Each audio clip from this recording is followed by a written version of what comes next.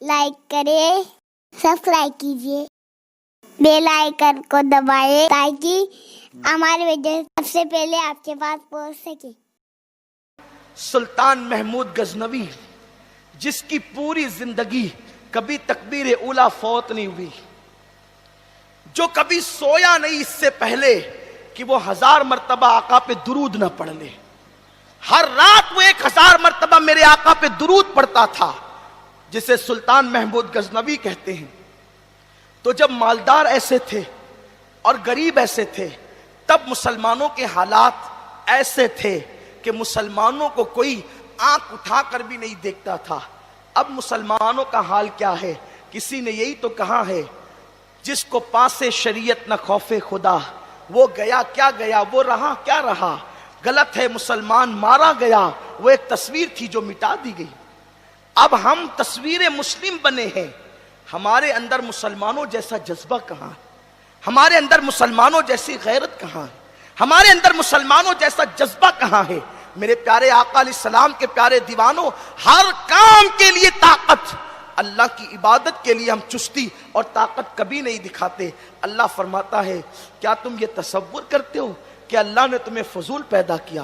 اللہ نے تمہیں فضول پیدا نہیں کیا، بلکہ اللہ نے تمہیں ایک مقصد کے لیے پیدا کیا، اور ہماری پیدائش کا مقصد اللہ کی عبادت ہے۔ آؤ سنی دعوت اسلامی کے اس اجتماع میں ہم عہد کریں کہ ہم اللہ کی عبادت کی طرف بڑھیں گے، اور میرے اللہ کا تو فرمان ہے، جو اللہ کی طرف ایک قدم آتا ہے، جو چل کر اللہ کی طرف آتا ہے، اللہ کی رحمت اس کی طرف دوڑ کر کے آتی ہے۔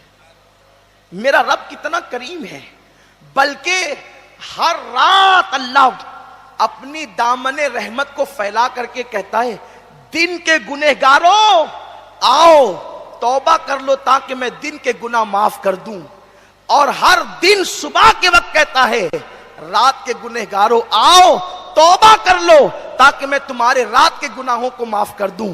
لیکن ہم ہے کہ رات کو گناہ کر کے نہ صبح کی توبہ کے لیے تیار ہے، اور نہ دن کو گناہ کر کے رات کو توبہ کے لیے تیار ہے۔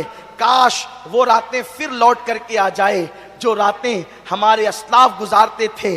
غوث پاک روزانہ ہر رات 1000 رکعت نماز پڑھتے تھے۔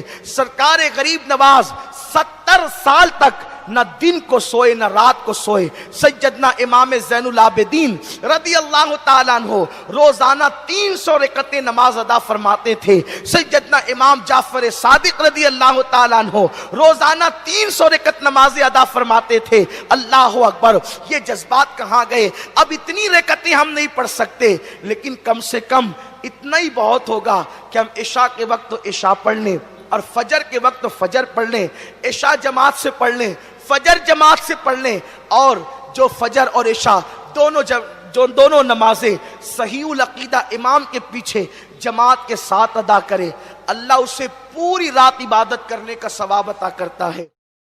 کمنٹ شیئر ضرور کریے۔